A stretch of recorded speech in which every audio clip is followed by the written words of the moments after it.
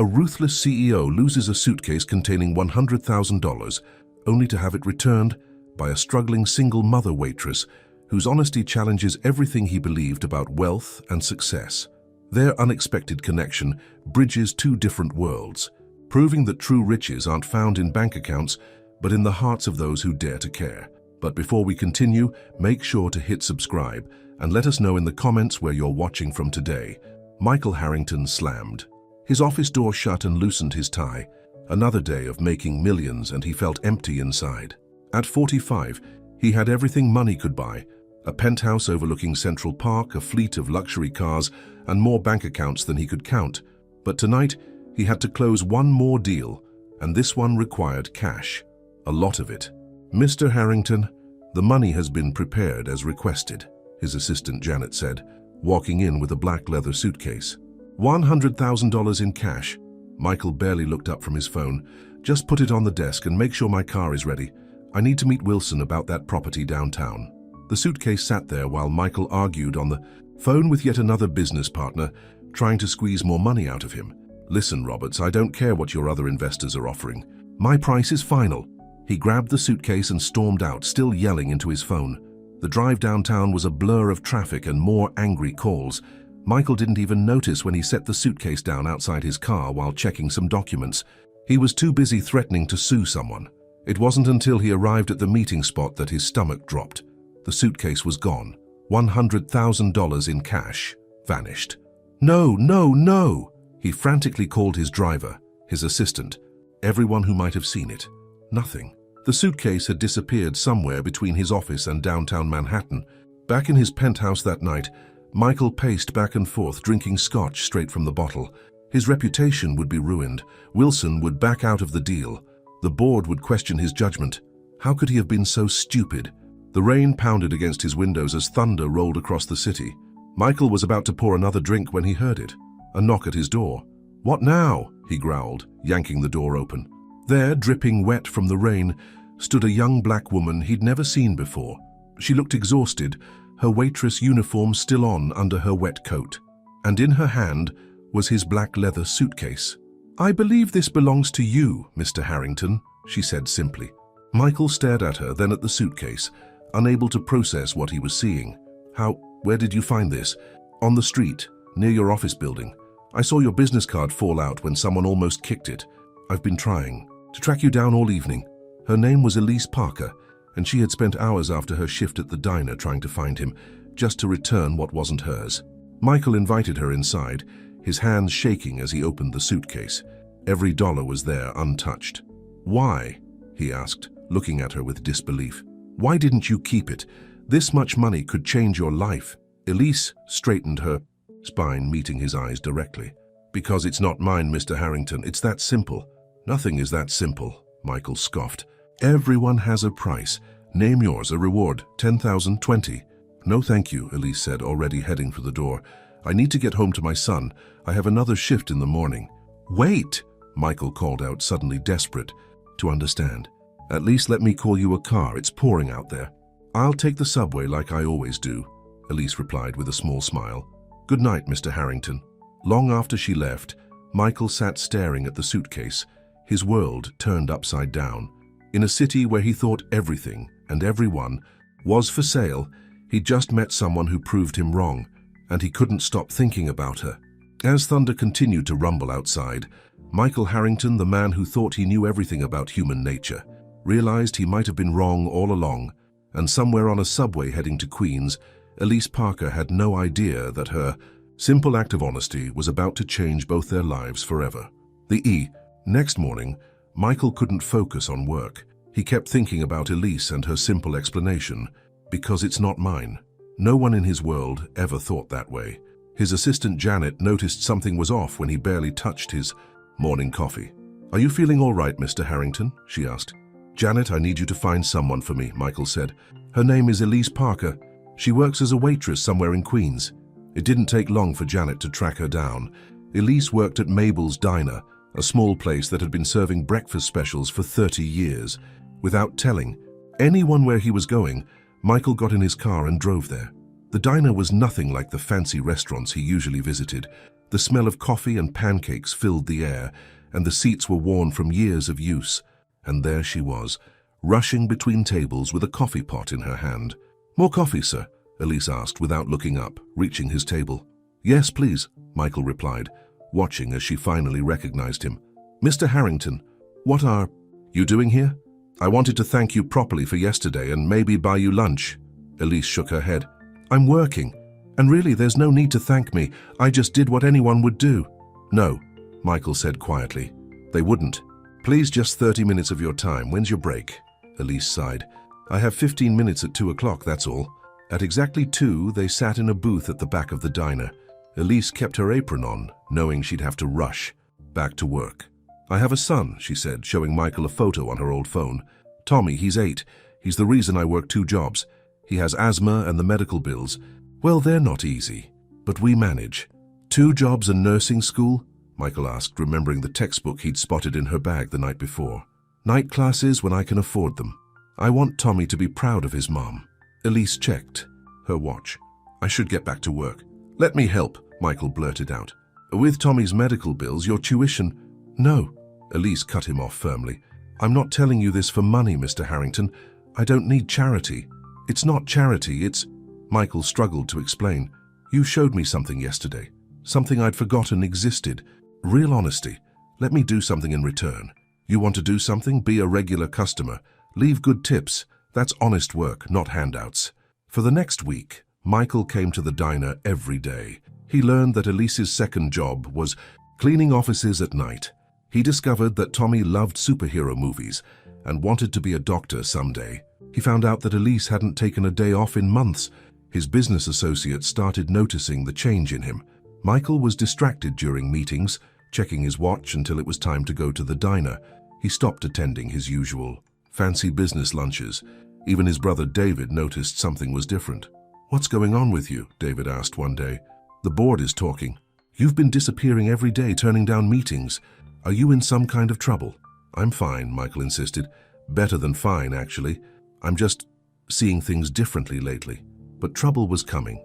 Victoria Stone, Michael's ex-girlfriend and head of a rival company, had started asking questions about his sudden interest in a small diner in Queens. She had private investigators following him, taking photos. One evening, as Elise was leaving her office cleaning job, Victoria was waiting by her car. "So you're the waitress who's got Michael Harrington slumming it in diners," Victoria said with a cold smile. "How much are you really after, honey? Everyone has a price. Name it, and I'll double it to have you disappear from his life." Elise stood her ground. "I'm not after anything, and I'm not afraid of you." "You should be," Victoria warned. "You have no idea what you're getting into. Michael's world will eat you alive. And what would Tommy think if some unfortunate rumors about his mother started spreading around his school?" Elise felt her hands shake, but her voice stayed steady. "Stay away from my son."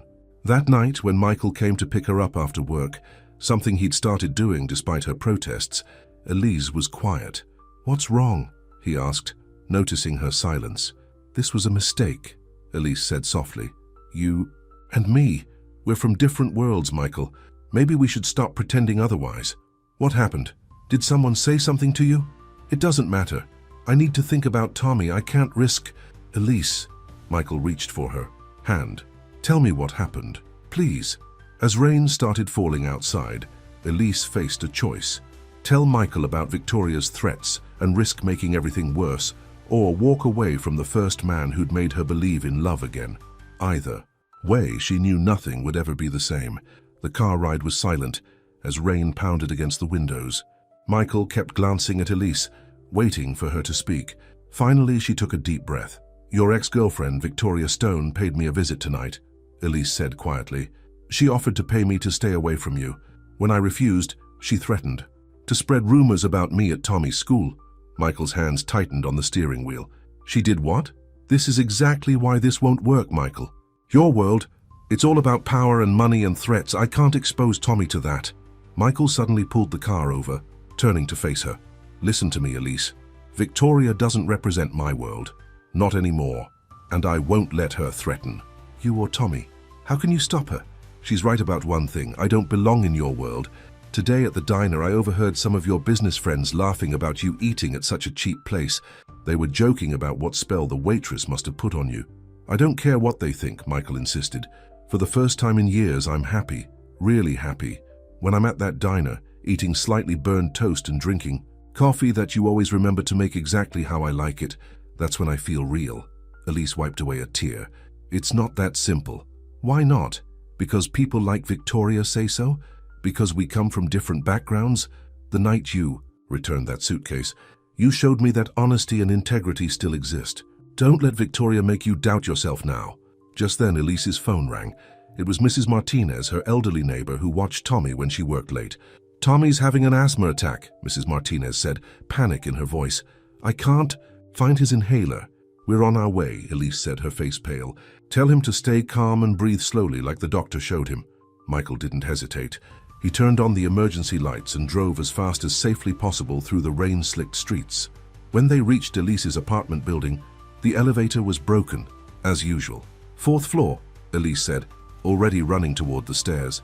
They found Tommy sitting on the couch, struggling to breathe while Mrs. Martinez patted his back. Elise ran to her bedroom and found the spare inhaler in her dresser drawer. Within minutes, Tommy's breathing began to normalize.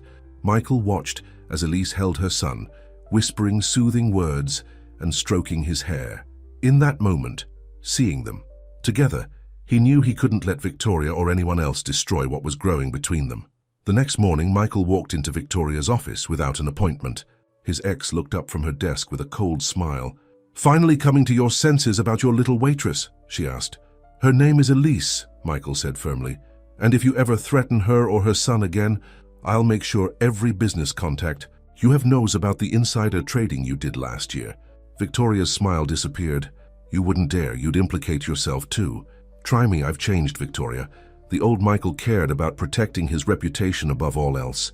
The new one? He cares about protecting the people he loves. Love? Victoria laughed bitterly. You've known her for what, a few weeks? She's using you, Michael. Women like that always are. No, that's what you did. Elise is nothing like you. And if you don't believe me about the insider trading evidence, call your friend James at the SEC. I already sent him some very interesting documents this morning. Back at Mabel's diner, Michael sat at his usual booth, waiting for Elise's shift to end. He watched her work, refilling coffee cups, joking with regular customers, making everyone feel welcome. This was her world, and he was starting to love it more than his own. When Elise finally sat down across from him, she looked worried. Tommy's teacher called today. Someone's been asking questions about me at his school. Victoria won't be a problem anymore, Michael assured her. I took care of it. What did you do? Let's just say I reminded her that people who live in glass houses shouldn't throw stones. He reached across the table and took her hand. Elise, I know you're scared. I know this isn't easy. But I'm not asking you to enter my world. Maybe I'm asking to be part of yours. Before Elise could respond, the diner's door chimed. Michael's brother David walked in, looking completely out of place in his $1,000 suit. So this is where you've been hiding, David said, his eyes taking in the worn booths and chipped coffee cups. The board's called an emergency meeting. Michael, they're voting on whether to remove you as CEO. Elise pulled her hand away from Michael's, standing up quickly. I should get back to work. No, stay, Michael said. David, what are you talking about? On what grounds? On the grounds that you've been neglecting the company, making questionable decisions and, David glanced at Elise, allowing personal entanglements to cloud your judgment. Michael stood up, anger building in his chest.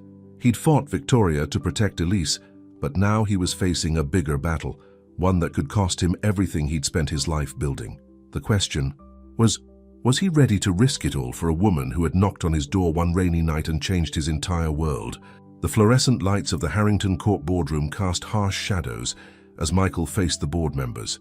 These were people he'd known for years, some who'd worked with his father. Now, they all stared at him like strangers. This is ridiculous, Michael said, standing at the head of the table. The company's profits are up 20% from last year. This isn't about profits, Board Chairman Wilson Peters said, shuffling some papers. It's about judgment. Your behavior lately has been erratic, spending hours at a diner in Queens, threatening Victoria Stone. This isn't the Michael Harrington we know. Maybe that's a good thing, Michael replied. Maybe the Michael Harrington you knew needed to change. His brother David stepped forward. The board is prepared to offer you a generous retirement package. Step down quietly and your reputation stays intact. And if I refuse, then we'll be forced to make public some concerning financial decisions you've made recently. The press would love to hear about the $100,000 in cash you lost last month." Michael felt his blood boil. "I didn't lose it, and you know that." "For yes, your waitress returned it. How convenient. Are we sure this wasn't all staged, a way to win your trust?" Back at Mabel's diner, Elise was having her own crisis. Her son Tommy's teacher, Mrs. Anderson, had asked for a meeting. "Tommy's been distracted lately," Mrs. Anderson said gently. "He mentioned something about people following his mom, and there are rumors circulating among the parents." "Everything's fine," Elise assured her, though her hands were shaking. "We're just going through some changes." After the meeting, Elise found her friend and co-worker Jenny waiting outside. "Girl, you need to see this," Jenny said, showing her phone. There on the screen was a gossip website with the headline, "Harrington Heirs Secret Romance with Waitress, Gold Digger, or True Love." The article had photos of her and Michael at the diner outside her apartment, even one of Tommy. Her son's face was blurred, but still, they'd photographed her child. Elise felt sick. This was exactly what she'd feared. Her phone buzzed with a text from Michael. "Don't believe anything you read. I'll fix this, I promise." But Elise wasn't sure anything could be fixed. That evening, as she cleaned offices, she thought about how simple her life had been just a month ago. Hard, yes, but simple. Now everything was chaos. Meanwhile, Michael sat in his penthouse office surrounded by papers. He'd spent hours going through old records, board minutes, financial statements, and he'd found something interesting. "Janet," he called his assistant, "get me everything you can find on David's dealings with Crown Industries last year." Janet hesitated. "Sir, those files are sealed. Your brother marked them confidential." "I'm still CEO. Open them." What Michael found made his blood run cold. David hadn't just been meeting with their competitors. He'd been selling company secrets. The recent push to remove Michael wasn't about his relationship with Elise. It was about preventing him from discovering his brother's betrayal. Michael's phone rang. It was Elise. "I can't do this anymore," she said, her voice breaking. "They took pictures of Tommy, Michael. My son is being dragged into this mess." "Elise, wait. I found out what's really going on. This isn't about us. It's about my brother trying to cover his tracks. Give me 24 hours, please." There was a long pause. 24 hours, she finally agreed. "But after that, I have to do what's best for Tommy." Michael hung up and immediately called an old friend at the SEC. "Remember that favor you owe me? I need it now." The next morning, David walked into his office to find Michael waiting. "Crown Industries," Michael said simply. "Ring any bells?" David's face went pale. "How did you find out that you've been selling our technology patents to them? That? You've been planning this takeover for months. The better question is, how long did you think you could hide it?" "You can't prove anything," Michael smiled. "Check your phone." David's phone buzzed with a news alert. "Breaking: SEC launches investigation into Crown Industries and Harrington Corp board member." "You didn't," David gasped. "You tried to destroy me," Michael said, standing up. "Worse, you were willing to hurt an innocent woman and her child to do it. That's not business, David, that's cruelty." "She changed you," David spat out. The old Michael would have understood that business requires tough decisions. "No, Elise reminded me of who I used to be, before money and power made me forget what really matters." As David was escorted out of the building by security, Michael rushed to Mabel's diner, but Elise's friend Jenny met him at the door. "She's not here," Jenny said. "She quit this morning, said something about starting fresh somewhere else." Michael's heart sank. "Where did she go?" "She made me promise not to tell you, said it was better this way." But as Michael turned to leave, Jenny called after him. "Although she did mention Tommy has a doctor's appointment at St. Mary's Hospital this afternoon, but I didn't tell you that." Michael had won the battle for his company. Now he had just hours to win back the woman he loved, if it wasn't already too late. Traffic was at a standstill, and Michael checked his watch for the 10th time. St. Mary's Hospital was 20 blocks away, and Tommy's appointment was in 30 minutes. He couldn't be late. Not today. "Forget this," he muttered, getting out of his car. "Janet, deal with the car, I'm running." His assistant's voice came through his phone. "Sir, you're wearing a $3,000 suit." "I don't care about the suit." And Michael Harrington, CEO of one of New York's biggest companies, started running through the streets of Manhattan. People stared as he dodged through crowds, jumped over puddles, and nearly collided with a hot dog cart. The Michael from 2 months ago would have died of embarrassment, but that Michael hadn't known Elise. At the hospital, he finally spotted them in the waiting room. Tommy was playing with a toy car while Elise filled out paperwork. She looked up as Michael approached, out of breath and sweating through his expensive suit. "What are you doing here?" she asked, standing quickly. "Don't leave," he said between breaths. "Please, just hear me out." "Mr. Michael," Tommy said excitedly. "You look funny. Did you run here?" 20 blocks, Michael managed to say, collapsing into a chair. "Had to catch you before." "Tommy Parker," a nurse called out. "That's us," Elise said, gathering their things. "Michael, I have to take him in." "I'll wait," Michael said firmly. "All day if I have to." For the next hour, Michael sat in the waiting room, ignoring the constant calls and messages flooding his phone. The news about David had exploded. Reporter wanted statements. The board wanted an emergency meeting. Shareholders were panicking. None of it mattered. Finally, Elise and Tommy came out. The boy was proudly wearing a sticker that said, "Brave patient." "The doctor says my asthma's getting better," Tommy announced. "That's great, buddy," Michael said, then looked at Elise. "Can we talk? Please." Elise hesitated, then turned to her son. "Tommy, why don't you show the nice lady at the front desk your sticker? I'll be right there." Once Tommy was out of earshot, Elise spoke first. "I saw the news about your brother. I'm sorry." "I'm not," Michael said. "David made his choices. But Elise, you have to know. None of what happened was about you. He was trying to steal the company and he used you as a distraction. It doesn't matter why it happened. The result is the same. My son's privacy was violated. My life was turned upside down. And for what? Because I returned a suitcase. Because you showed me what real integrity looks like," Michael corrected her. "Because you made me want to be a better man. I never asked for that responsibility." "No, you didn't. You also didn't ask for any of this chaos, but Elise..." Michael took a deep breath. "I love you, and I think you might love me too." Elise's eyes filled with tears. "It's not that simple. Actually, it is. Everything else, the company, the press, the gossip, that's what's complicated. But this," he took her hand, "this is simple. Do you love me?" Before Elise could answer, Tommy came running back. "Mom, Mr. Michael, look what the lady gave me." He was holding a small teddy bear wearing a doctor's coat. "That's awesome, buddy," Michael said, kneeling down to Tommy's level. "Hey, can I ask you something? How would you feel about having dinner with me and your mom tonight? I make pretty good spaghetti." Tommy's eyes lit up. "Can we, Mom? Please?" Elise looked at her son's hopeful face, then at Michael, still disheveled, from his run through the city, still holding her hand, still looking at her like she was the most important person in the world. "Your fancy penthouse probably doesn't even have spaghetti," she said, but there was a smile playing at her lips. "Then we'll go shopping," Michael replied. "I know this great little grocery store near your apartment. The owner, Mrs. Chen, she's been teaching me about normal people food." A laugh escaped Elise's lips. "You've been taking cooking lessons from Mrs. Chen? 3 times a week, while you're at your night classes. She says I'm hopeless, but she hasn't given up on me yet." The image of Michael Harrington, corporate titan, learning to cook from the owner of a small grocery store, broke through Elise's final defenses. "One dinner," she said softly. "We'll see how it goes." Tommy cheered, and Michael's face lit up with a smile that made him look years younger. But as they walked toward the hospital exit, a crowd of reporters was waiting. "Mr. Harrington, what? Can you tell us about your brother's arrest? Is it true the board is splitting up the company?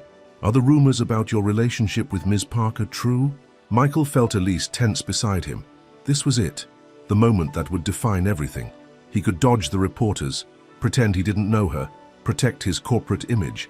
Instead, he took her hand firmly in his, put his other hand on Tommy's shoulder and faced the cameras. "Actually," he said clearly, "I'd love to tell you about Elise Parker. She's the woman who taught me that some things are worth more than money.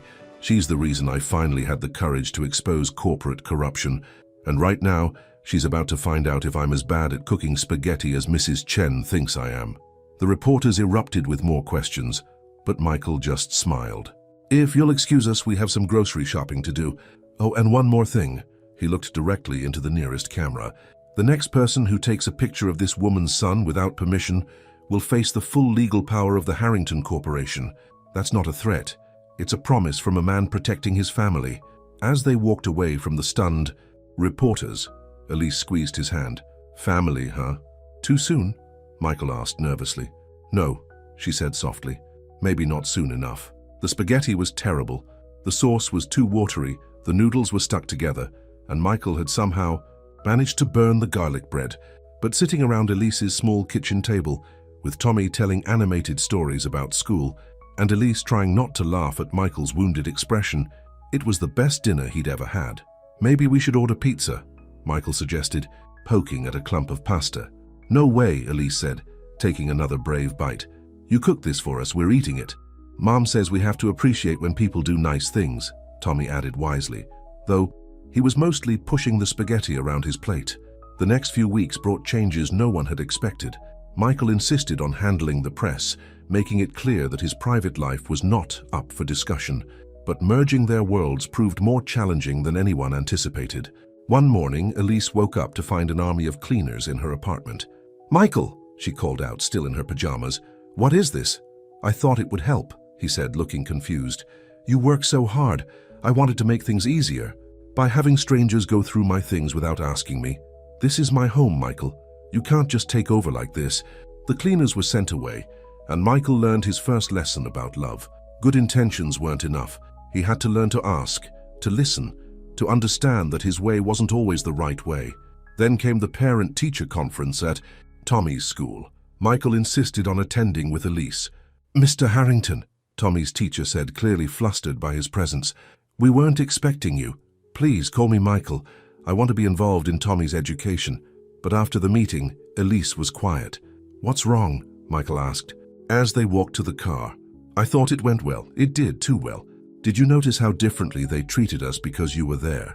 Last year, when I asked for extra help with Tommy's reading, they said they were too busy. Today, they're offering private tutoring and special programs." Michael started to understand. His presence, his name, his money, they changed how the world treated Elise and Tommy, and not always in ways that felt right. The real test came when Michael suggested they move in together. He had found a beautiful brownstone. Not as flashy as his penthouse, but still elegant. "It's perfect," he said excitedly. "Plenty of room for Tommy to play, a garden for you, and it's close to your nursing school." "Michael," Elise said gently, "we can't afford this." "I can. That's not the point. I need to be able to stand on my own feet." "What if—" She hesitated. "What if what? What if this doesn't work out? I need to know Tommy and I will be okay on our own." It hurt, but Michael understood. They were still building trust, still learning how to be together without losing themselves. The solution came from an unexpected source. One evening, while Michael was attempting to cook again, this time with supervision from Mrs. Chen, Elise came home bursting with news. "Remember that nursing scholarship I applied for? The one for single parents?" Her eyes were shining. "I got it! Full tuition, plus a stipend for living expenses." Michael dropped the spatula he was holding and hugged her tight. "That's amazing. I knew you could do it. Now we can look for a new apartment," Elise said. "Something better than this place, but still within my budget. Or," Michael said carefully, "we could look at that brownstone again. You'll have your scholarship money for your share of expenses. I'll handle my part, true partners." Elise considered this. "You'd really be okay with that? Me paying what I can, even though it's nowhere near half? What matters is that we both contribute what we can. Different doesn't mean unequal." That night, after Tommy was asleep, they sat on Elise's worn couch, planning their future. "The board wants me to change," Michael admitted. "They say my common touch is making shareholders nervous." "Are you going to?" "Actually, I'm thinking of changing the company instead, starting a foundation for single parents who want to continue their education, using our resources to make a real difference." Elise looked at him thoughtfully. "The ruthless businessman I met 2 months ago wouldn't have dreamed of that." "The ruthless businessman never knew what real wealth was," Michael said, pulling her close. "I could lose every penny tomorrow, and as long as I had you and Tommy, I'd still be the richest man in New York." A knock at the door interrupted them. It was Mrs. Chen from the grocery store, carrying a paper bag. "I saw your lights on," she said. "Brought you some real pasta and sauce. That poor man needs all the help he can get in the kitchen." They all laughed, and as Michael watched Elise and Mrs. Chen discuss proper pasta cooking techniques, he realized something important. He hadn't just gained a relationship with Elise and Tommy. He'd gained a community, a neighborhood, a whole new way of seeing the world. Later that night, as they looked at pictures of the brownstone again, Elise asked, Are you sure about all this? Living in a regular neighborhood? Shopping at regular stores? Being normal? Michael thought. About his empty penthouse, his lonely business dinners, his life before that rainy night when Elise knocked on his door. I've never been more sure of anything, he said, though I do have one condition. What's that? We're hiring a cooking tutor. Mrs. Chen deserves a break. Moving day brought chaos to the brownstone. Elise's modest furniture looked lost in the larger spaces, while Michael's expensive pieces seemed oddly out of place. Tommy ran from room to room, claiming every space as his new headquarters. Where should we put this? Asked one of the movers, holding up a crystal vase worth more than Elise's old apartment's yearly rent. The donation pile, Michael said, without hesitation. We're starting fresh. But starting fresh wasn't as simple as getting rid of old furniture. The annual Harrington Corporation charity gala was approaching, and Michael wanted Elise and Tommy there. It's important for the company, he explained over breakfast. The board is still nervous after everything with David. They need to see stability. Elise looked down at her nursing textbook. I have an exam the next day. You can study after. Please, I need you there. The night of the gala arrived, and Elise felt like an imposter in her new designer dress. Tommy, at least, was having fun, charming everyone in his little tuxedo. Michael tells us you're in nursing school, one board member's wife said with a practiced smile. How ambitious. Though surely now that you're with Michael, you don't need to work. Before Elise could respond, another woman joined them. I hear you used to be a waitress? My niece is a waitress too, perhaps you know her. She works at that lovely French place downtown. Elise felt her face burn. They were being polite, but their message was clear. She didn't belong. Across the room, Michael was dealing with his own challenges. Alexander Reed, his largest shareholder, was expressing concerns. The Foundation for Single Parents, the community outreach programs, it's all very noble, Michael, but our investors are worried you're losing focus. Our profits are up 15% since last quarter, Michael pointed out. Yes, but your image? Look, no one's questioning your right to personal happiness, but perhaps Ms. Parker could keep a lower profile. The press still talks about her returning that suitcase. Some people think it was staged. Michael's response was cut off by a commotion near the dessert table. Tommy had accidentally knocked over a display of chocolate fountains and melted. Chocolate was everywhere. I'm sorry. Tommy was close to tears. I just wanted to see how it worked. Elise rushed to comfort him, not caring that chocolate was getting on her expensive dress. But she could hear the whispers, see the looks. That night, after Tommy was asleep in their new home, Elise found Michael in his study. Maybe they're right, she said quietly. Maybe I should keep a lower profile. No, Michael said firmly. They're the ones who need to change, not you. It's not just about me. Did you see how they looked at Tommy?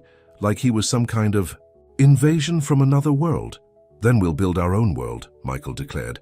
But even as he said it, he knew it wouldn't be that simple. The next morning, Elise got an unexpected call from her old boss at Mabel's diner. Jenny's out sick, he said. We're swamped. I know you've got your new life and all, but I'll be there in 20 minutes, Elise said without hesitation. When Michael came looking for her later, he was surprised to find her in her old waitress uniform, serving coffee to regular customers who greeted her like family. What are you doing? He asked, confused. Being me, she replied, filling a customer's cup. I needed to remember who I am. Michael watched her move through the diner with confidence and grace. Here, she wasn't Michael Harrington's girlfriend or an outsider in a designer dress. She was just Elise, and everyone loved her for it. He sat down at the counter, and she brought him coffee without asking. 2 sugars, light cream, she said with a smile. Some things don't change. You didn't have to do this, he said softly. Yes, I did. Michael, I love you, and I love our life together. But I can't lose myself in your world. I need to keep parts of who I was. As if to prove her point, Tommy burst through the diner's door after school, greeting all the regular customers by name. Mom, Mr. Earl helped me with my math homework while he had his coffee. Mr. Earl, a retired teacher who'd been coming to the diner for 20 years, beamed with pride. The boy's got a good head for numbers. Michael looked around the diner, at the mix of working people and students, at the comfortable way Tommy moved through the space, at Elise in her familiar uniform. He thought about the stiff formality of the gala, the whispers, the judgments. Then he had an idea. What if, he said slowly, instead of trying to fit into my world or staying completely in yours, we built something new, Something that takes the best of both. What do you mean? The foundation I'm starting. Instead of running it from a corporate office, what if we based it here, in real neighborhoods with real people? Elise raised an eyebrow. You want to run a multi-million-dollar foundation from a diner? Why not? This place knows more about community than any boardroom I've ever been in. Before Elise could respond, the diner's door chimed again. This time, it was Alexander Reed, looking extremely out of place in his $1,000 suit. Michael, he said stiffly, we need to talk about your recent decisions. But as he stood there, Tommy came running up. Mom, can I have a chocolate milkshake? I finished all my homework. Homework first, sweets later, Elise said automatically. Those are the rules. Alexander watched this exchange with surprise, then even more surprise when Michael added, listen to your mom, buddy, rules are rules. Somehow Alexander found himself sitting at the counter while Elise poured him coffee. An hour later, he was still there, listening to Michael's plans for community-based charitable initiatives. You know, Alexander said thoughtfully, my mother ran a diner like this, paid my way through business school with those tips. He looked at Elise. She would have liked you. As the sun set outside Mabel's diner, something shifted. It wasn't a complete victory. There would still be galas to attend, judgments to face, challenges to overcome. But in that moment, watching Alexander Reed eat a slice of apple pie while Tommy showed him his math homework, Michael and Elise knew they were on the right path. Their world wouldn't be his or hers. It would be something entirely new, and maybe, just maybe, it would be better than either of them had imagined. The idea of running a charitable foundation from Mabel's diner seemed crazy at first, but as Michael sat in his usual booth, watching Elise serve coffee while simultaneously helping a young mother fill out a scholarship application, he knew they were onto something special. We've already helped 3 single parents get into nursing programs, Elise said excitedly during her break, and Mrs. Chen is organizing a group of local business owners who want to offer apprenticeships. Michael smiled, but his expression turned serious as he showed her the morning's newspaper. The business section had a scathing article. Harrington Air goes rogue. Corporate leader trades Boardroom for greasy spoon. They just don't understand, he said. Not yet.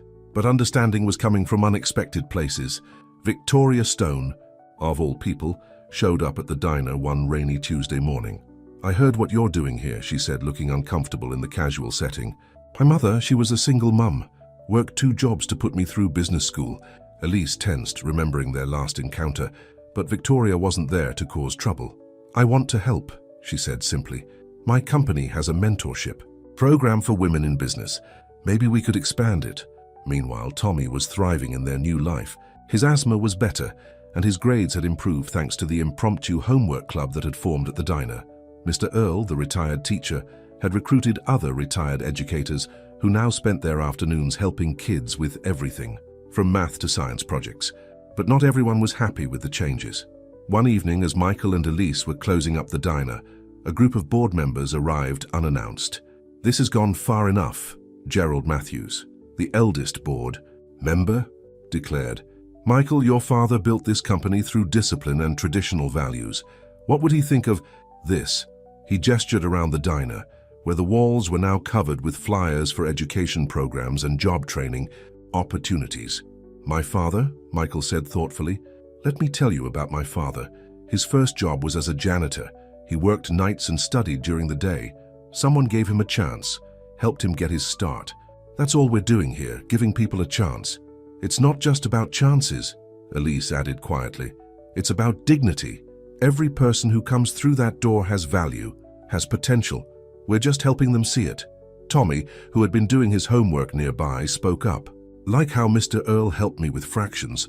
Mom, tell them about Maria, who's going to medical school. Gerald Matthews looked at Tommy, then at the hope shining in the boy's eyes, and something in his stern expression softened. Perhaps, he said slowly, I could stop by next week, see this program of yours in action. The real breakthrough came when Michael convinced the board to hold their next charity committee meeting at the diner. Bankers in expensive suits sat next to construction workers on their lunch break. Corporate lawyers shared tables with nursing students. The thing is, Michael explained to the board, we've been doing charity from a distance, writing checks, from high-rises to people we never meet. But here we see the impact every day. As if to prove his point, a young woman approached their table, tears in her eyes. Sorry to interrupt, she said, but I just got accepted to law school. The foundation's scholarship. I never thought I'd have this chance. My kids will see. Their mom become a lawyer.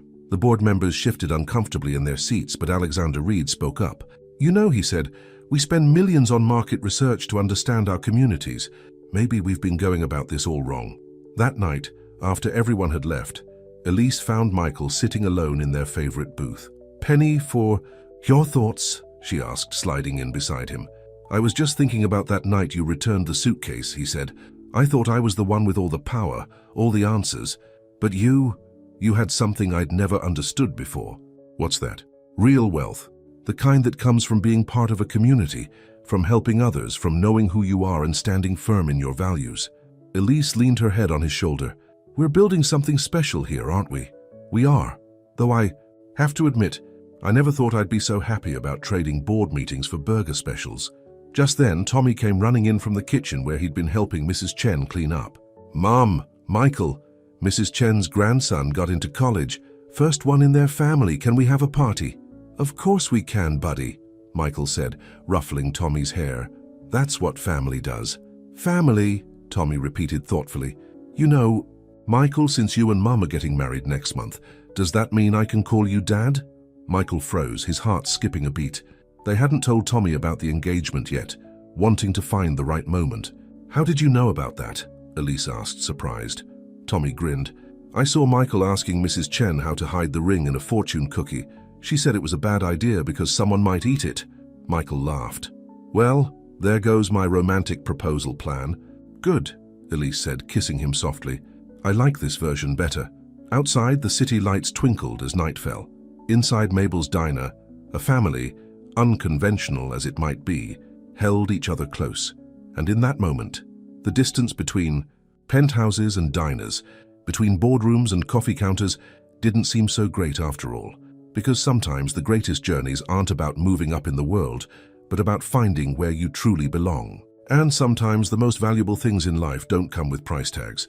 They come with coffee refills, homework help, and love that crosses all boundaries. Wedding planning brought out the clash between their worlds all over again. Michael's event planner presented elaborate plans for a 500-guest extravaganza at the Plaza Hotel. Elise wanted a simple ceremony in the park near the diner. The board expects certain things, Michael's assistant Janet explained gently. The Harrington wedding will be the social event of the season. But it's not the Harrington wedding, Elise said firmly. It's our wedding, mine and Michael's.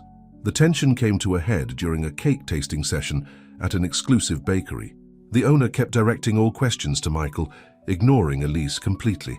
Perhaps Madame would prefer something more simple, the baker suggested with a condescending smile when Elise spoke up. Michael put down his fork. Actually, we need to go. There's another bakery we need to visit. He drove them straight to Mrs. Chen's cousin's small bakery in Queens. Best red velvet cake in New York, Mrs. Chen had told them, and Linda will treat you like family. The tiny shop was cramped and didn't have fancy presentations, but Linda welcomed them with genuine warmth. She listened to their ideas, shared her own suggestions, and treated Elise like her opinion mattered. This is it, Elise said, tasting a perfectly moist vanilla cake with fresh fruit filling. This is our wedding cake. But just when they thought they'd found their balance, David resurfaced. Michael's brother had been released pending his trial, and he was desperate to repair his reputation. I want to make things right, he said, showing up at the diner one morning. Let me help with the wedding. Show everyone our family is still strong. Our family, Michael repeated coldly. You tried to destroy everything I care about. I was wrong, David admitted. Seeing what you've built here, it's different from what Dad would have done, but it's making a real difference. Please, brother, give me a chance to be part of it. Before Michael could respond, Tommy came bouncing up to their table. Uncle David, he said excitedly, want to see my science project? Mr. Earl helped me build a real volcano. David looked startled at being called Uncle David, but something in his expression softened as Tommy dragged him over to see the project displayed proudly near the diner's entrance. Later that night, Elise found Michael staring at old family photos. What are you thinking? She asked. That maybe everyone deserves a second chance, he said quietly. Isn't that what we're teaching people here every day? The wedding plans slowly came together, but not in the way anyone expected. The ceremony would be held in the park, but the reception would be at Mabel's diner, transformed for the evening into something magical, but still true to itself. The guest list was as mixed as their lives had become. Corporate executives would sit next to diner regulars.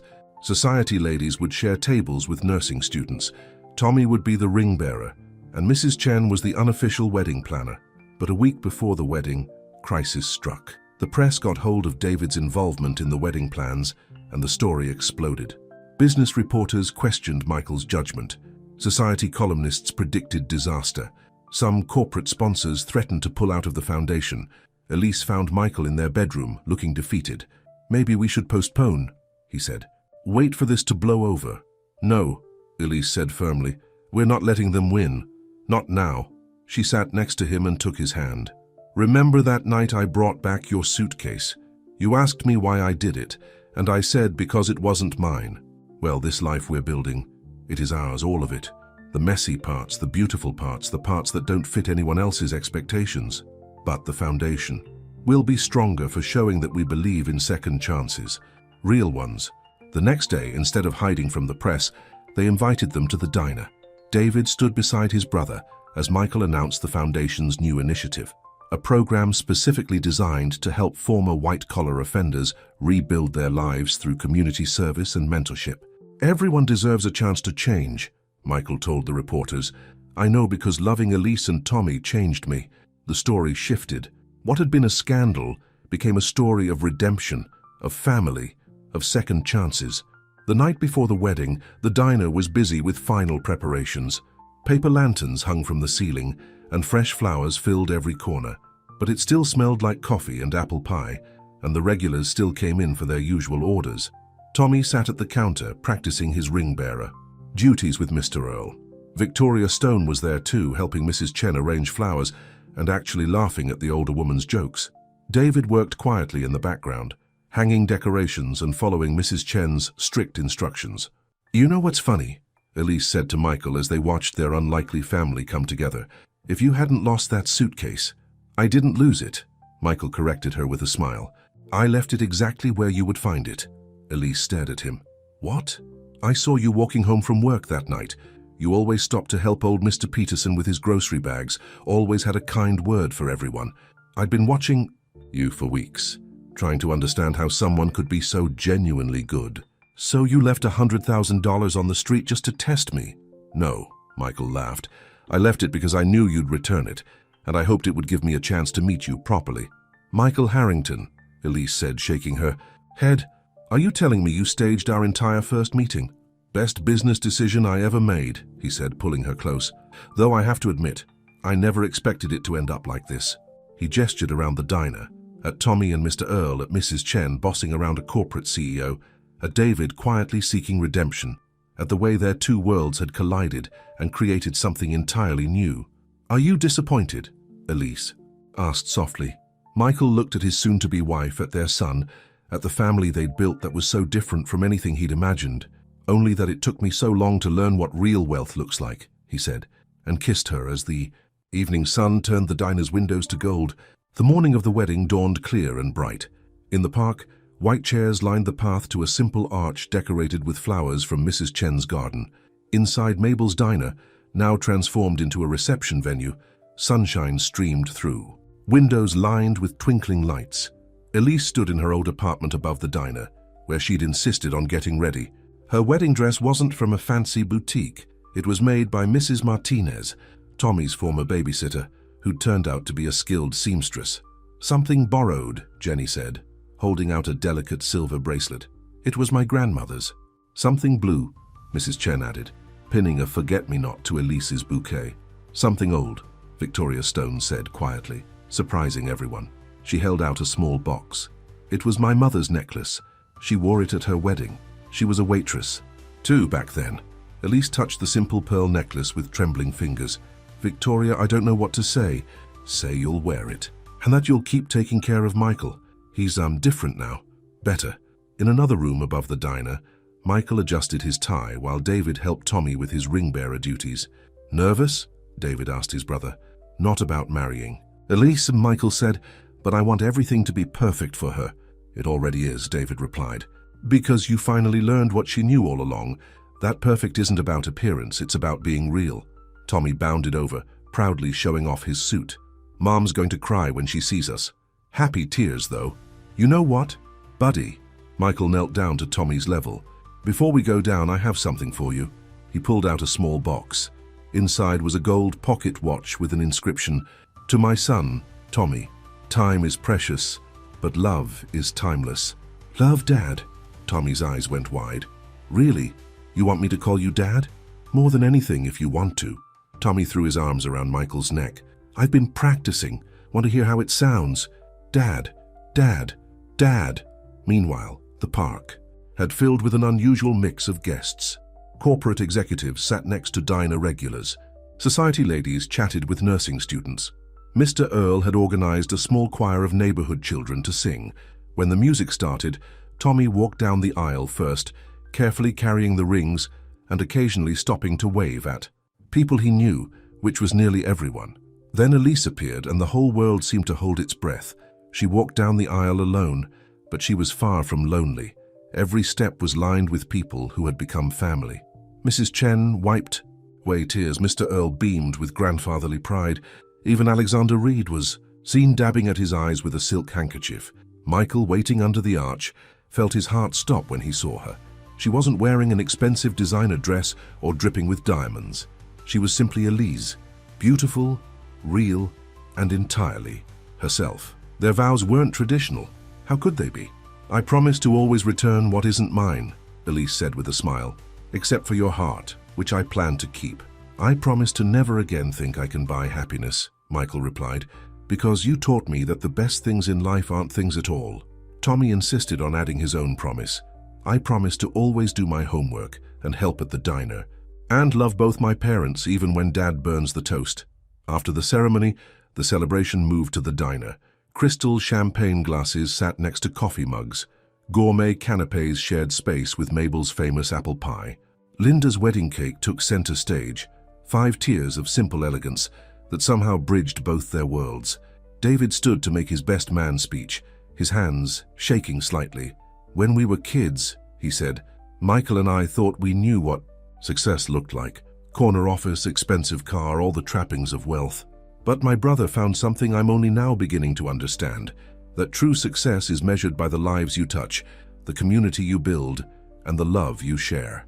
As the evening went on, something magical happened. The lines between their two worlds began to blur and then disappear altogether. A Supreme Court judge got into a heated discussion about baseball with Mr. Earl. Victoria Stone learned to make coffee from Jenny. Alexander Reed's wife signed up to volunteer at the foundation. Near midnight, Michael found Elise sitting in their favorite booth watching the dancing. Happy? He asked, sliding in beside her. Look, she said, pointing to the dance floor.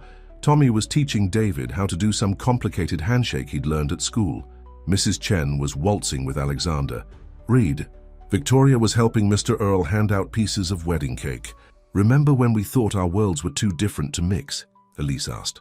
Turns out we were wrong about a lot of things, Michael said. The board meeting tomorrow will be interesting. Oh? Well, it might be a bit unconventional having it here at the diner, but since we own it now. Elise sat up straight. We what? Wedding present from the previous owner. He's retiring and said there's only one couple he trusts to keep Mabel's legacy alive. Tears filled Elise's eyes. So we really can have it all? The foundation, the diner, our family? Speaking of family, Michael nodded toward the door. Tommy was there, now wearing his suit jacket like a cape and performing magic tricks for a group of children, a mix of corporate kids and neighborhood friends, all laughing together. Dad, he called out, come see my new trick. Mom taught me during her break yesterday. Michael squeezed Elise's hand. Shall we?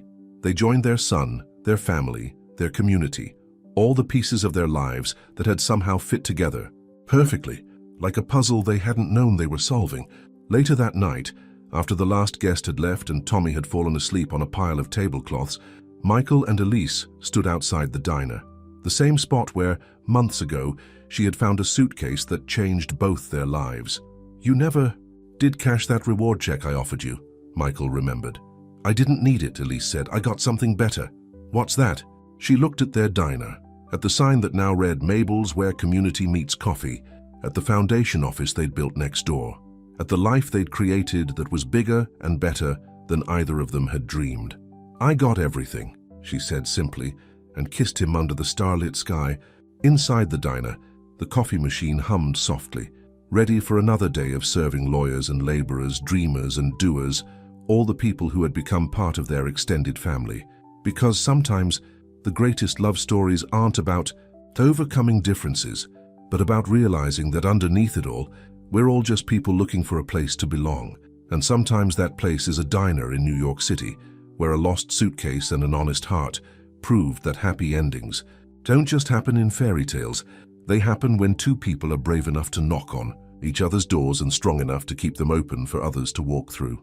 The end.